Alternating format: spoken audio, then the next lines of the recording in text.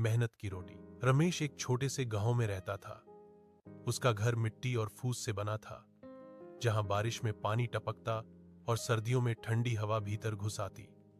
घर में कोई सुख सुविधा नहीं थी, लेकिन रमेश के सपने बहुत बड़े थे। उसके पिता बचपन में ही गुजर गए थे, इसलिए मां ही घर की सारी जिम्मेदारी उठाती थी। वह दूसरों के खेतों में काम करके जैसे तैसे घर चलाती थी।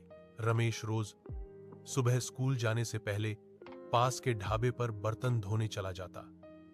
बदले में उसे थोड़े पैसे और दिन में एक वक्त का खाना मिल जाता। कई बार थकान से उसके हाथ कांपने लगते, लेकिन मां का चेहरा याद आते ही वह फिर से काम में जुट जाता। स्कूल में वह पुराने कपड़ों और फटी किताबों के साथ जाता, पर पढ़ाई में सबसे आगे रहता। एक दिन उसकी मां बीमार पड़ गई। दवाइयों के लिए पैसे नहीं थे। रमेश ने पढ़ाई के साथ साथ और ज्यादा काम करना शुरू कर दिया। रात को देर से घर लौटता, फिर भी किताब खोलकर पढ़ता।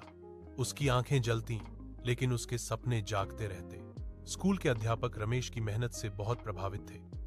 उन्होंने गांव के सरपंच से बात की और रमेश के लिए मदद का इंतजाम करवाया। सरपंच ने उसकी फीस माफ करवाई और पढ़ाई का सारा सामान दिलवाया।